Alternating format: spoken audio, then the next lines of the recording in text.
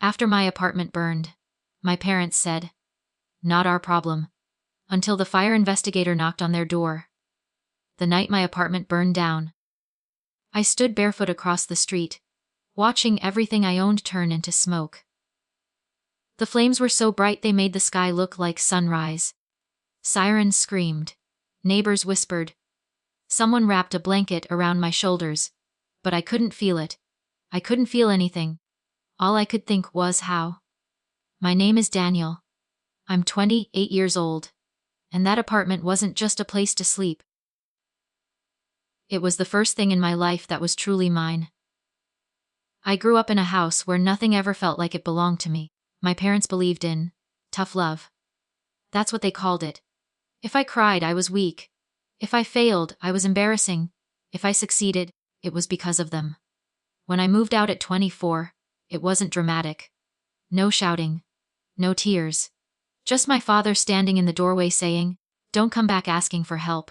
I didn't. I worked 2 jobs. I skipped vacations. I saved every extra dollar.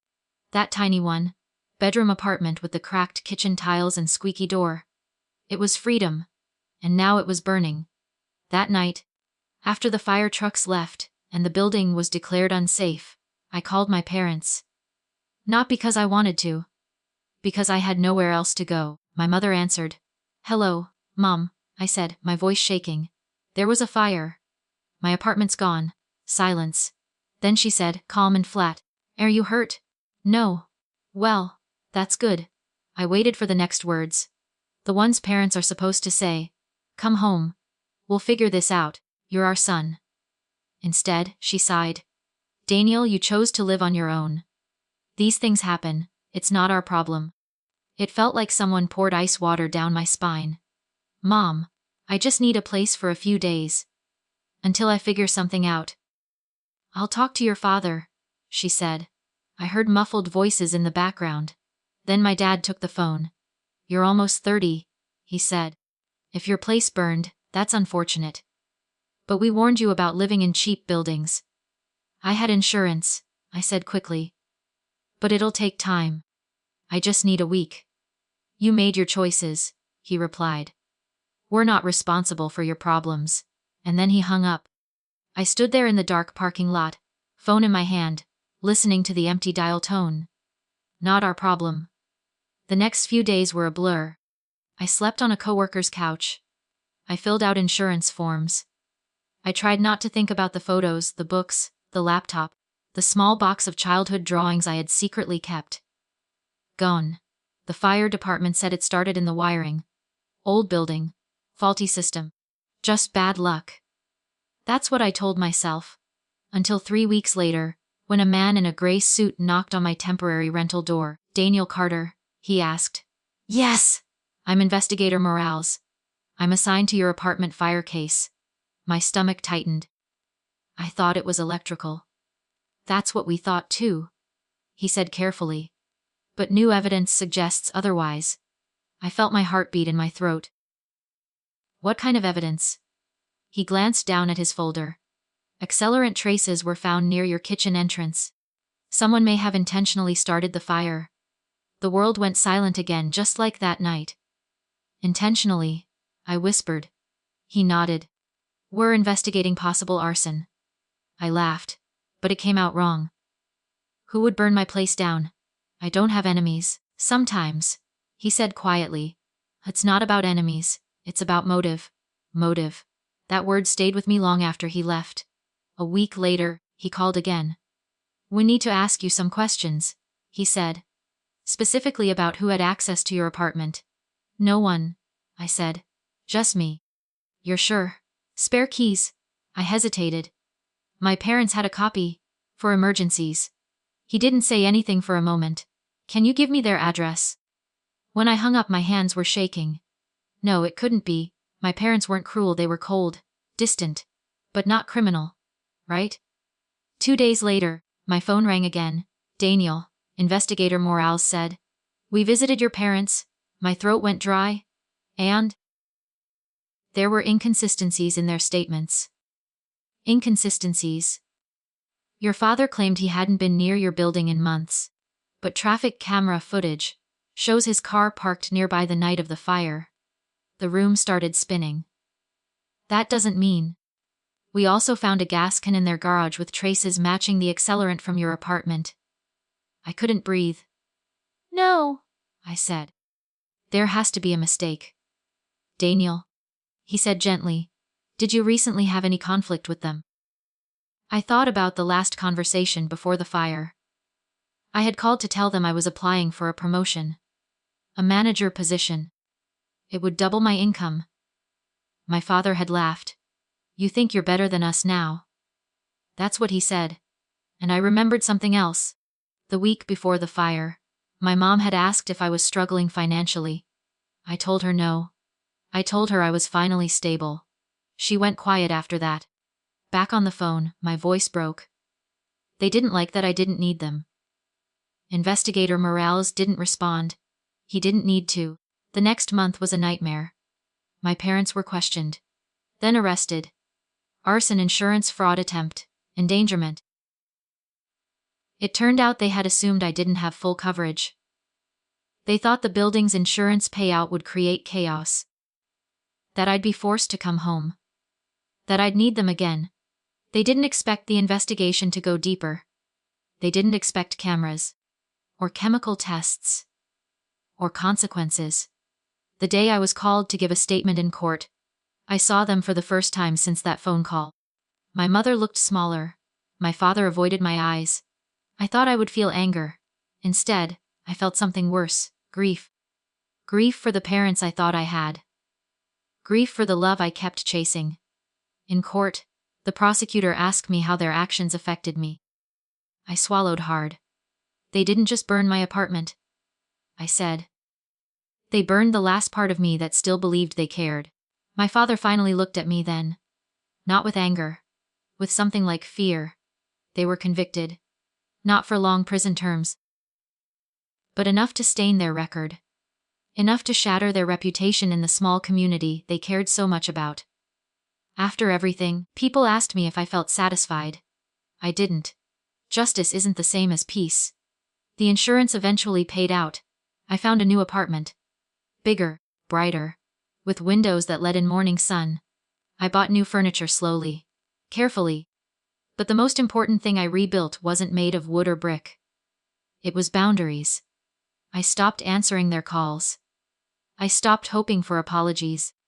And one evening, about a year later, I received a letter. From my mother. Her handwriting trembled across the page. She wrote that they were ashamed. That they thought losing my independence would bring me back. That they were afraid of being left alone in old age. She wrote, "We didn't know how to love you without controlling you." I read that line again and again. For the first time, I understood something. Their cruelty wasn't strength. It was fear. But understanding doesn't erase damage. I didn't rush to forgive them. I didn't run back into their arms. I wrote a short reply. I hope you learn to love without destroying. That was all. Years have passed now. I'm married. I have a daughter. The other night, she spilled juice on the living room rug and burst into tears, terrified I'd be angry. I knelt down, wiped her cheeks, and said, "It's okay. It's just a rug." And in that moment, I realized something powerful. The fire that destroyed my apartment did something else too. It burned away the version of me that thought love had to hurt. It forced me to build something healthier. Stronger. Not based on fear. But on choice. Sometimes the people who are supposed to protect you will fail you. Sometimes they will wound you in ways strangers never could. But their actions do not define your future. The night I watched my home burn, I thought I was losing everything. I didn't know I was actually being set free. Because real freedom isn't about having your own place. It's about refusing to let someone else set your life on fire just to keep you close. And that is something no one will ever take from me again. Sometimes people ask me if I ever see them anymore. The honest answer is rarely. About 3 years after the trial, my father had a mild stroke. A neighbor called me because I was still listed as next of kin. I remember staring at my phone for a long time, before deciding to go to the hospital. The smell of antiseptic hit me the moment I walked in. It brought back memories of the fire, smoke, panic, helplessness. My body still remembers things my mind tries to forget. He was lying in the bed, smaller than I remembered. Tubes in his arm. Machines beeping softly. For a second, I saw not the man who burned my apartment, but the man who once taught me how to ride a bike. The man who ran behind me, one hand on the seat, until I found my balance. He opened his eyes when I stepped closer. "Daniel," he whispered. His voice didn't carry authority anymore, it carried age. "I didn't think you'd come." "I almost didn't," I replied honestly. We sat in silence for a while. The kind of silence that feels heavy but necessary. Finally, he said, "I thought if you failed, you'd need us. And if you needed us, you wouldn't leave." There it was again. Fear. "You never understood," I said quietly. "I didn't leave because I hated you. I left because I couldn't breathe." His eyes filled with tears. I had never seen my father cry before. Not at funerals. Not at weddings. Not ever. "I didn't know how to be a father without being in control," he admitted. "And I didn't know how to be your son without feeling small," I said. That conversation didn't fix everything. It didn't erase court records or sleepless nights, or the image of flames swallowing my life. But it shifted something. I realized forgiveness isn't about pretending something didn't happen. It's about deciding that what happened won't own you forever. I didn't promise to visit every week. I didn't promise to bring my daughter around right away. I promised something smaller. "I'll try," I told him. "But it has to be different."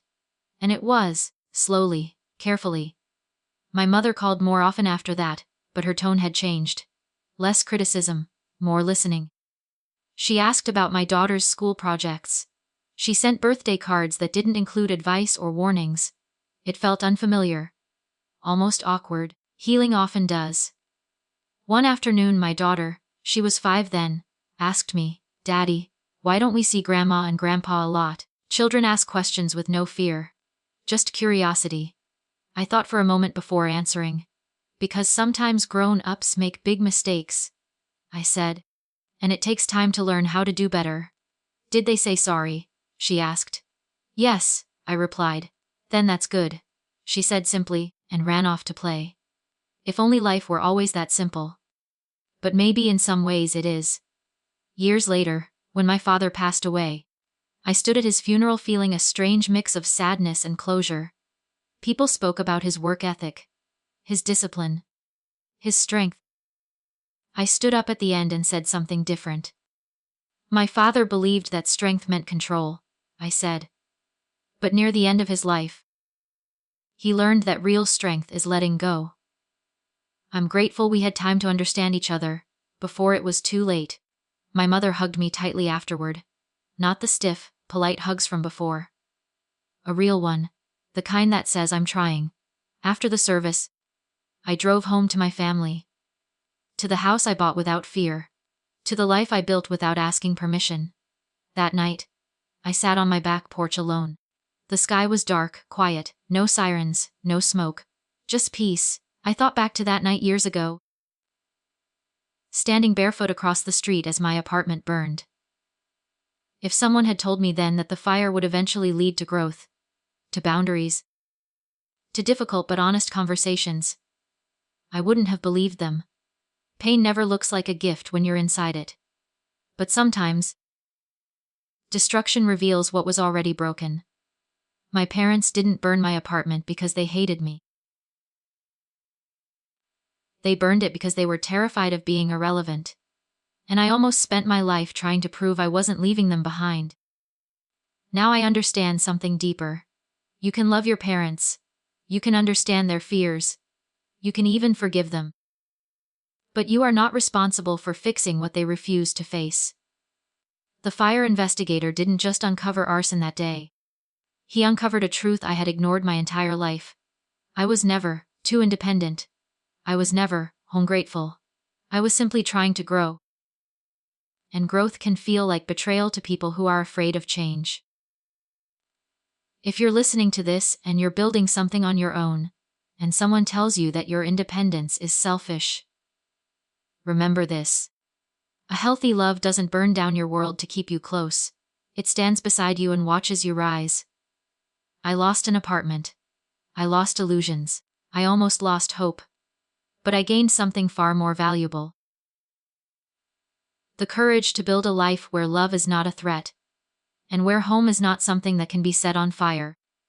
And that is the kind of foundation no flame can ever destroy. There is one last part of this story I don't talk about often. Not because it's dramatic, but because it's quiet.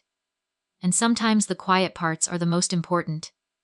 A few months after my father's funeral, my mother asked if she could visit my home. Not to stay. Not to check on things. Just to see it. For years I had imagined this moment differently. I imagined tension. Judgment. Her pointing out flaws in the paint or the furniture. Instead, when she stepped inside, she looked around slowly, almost carefully. "This is beautiful," she said. No criticism, no backhanded compliment. Just simple truth. My daughter ran up to her with a drawing. "Grandma, look! Daddy helped me build a volcano for school." My mother looked at me. "You help with school projects?" she asked, surprised. "Of course," I said. She nodded, almost to herself. "You're different than we were." There was no bitterness in her voice. Just realization. "I had to be," I replied gently. We sat at the kitchen table later that afternoon. Sunlight came through the windows. The same kind of light I used to imagine when I was a child. Hiding in my room, dreaming about a future that felt warm. "I used to think if I wasn't strict," she said quietly, "you would fail. And I used to think if I didn't leave," I answered, "I would disappear."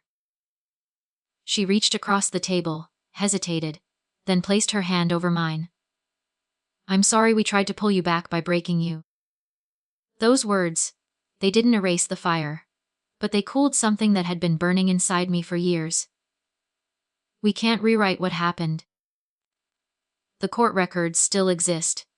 The memories still surface sometimes. There are nights when I wake up from dreams filled with smoke. But I don't wake up angry anymore. I wake up grateful. Grateful that the fire exposed truth. Grateful that it forced distance. Grateful that distance forced reflection. And grateful that reflection allowed change. Not every story ends with reconciliation. Some end with permanent distance. Some end with silence. Mine ended with something complicated but real. Respect. Boundaries still exist. My mother doesn't have a spare key. No one does except my wife. That's not punishment, it's protection. Trust, once burned, rebuilds slowly, brick by brick. One evening, my daughter asked me something that stopped me in my tracks. "Daddy, what's the worst thing that ever happened to you?" Children don't realize how heavy their questions can be. I thought about the fire, about the court, about the phone call that said, "Not our problem." Then I surprised myself with my answer. "The worst thing," I told her, "was believing I wasn't enough unless I needed someone to survive." She tilted her head. "But you are enough." I smiled. "I know that now. And that is the true ending of this story. Not the fire. Not the arrest. Not the trial. The real turning point was the moment I stopped trying to earn love by shrinking myself. The night my apartment burned. I thought I had lost my home. But I was wrong. Home was never those walls. It was never that furniture. It was never the box of old drawings. Home is the place where you are allowed to grow without fear. And if the place you come from tries to stop that growth, sometimes the fire isn't the end. Sometimes it's the beginning. If there's one lesson I carry with me, it's this. You are allowed to build a life that doesn't look like the one you came from. You are allowed to protect your peace. You are allowed to walk away from control. You are allowed to demand love that doesn't hurt. And if anyone ever tells you your pain is not their problem, remember this. Your healing is still your responsibility. Your future is still yours to create. And your strength is not measured by how much damage you tolerate. It's measured by the moment you decide the fire stops with you. and in my life. It did.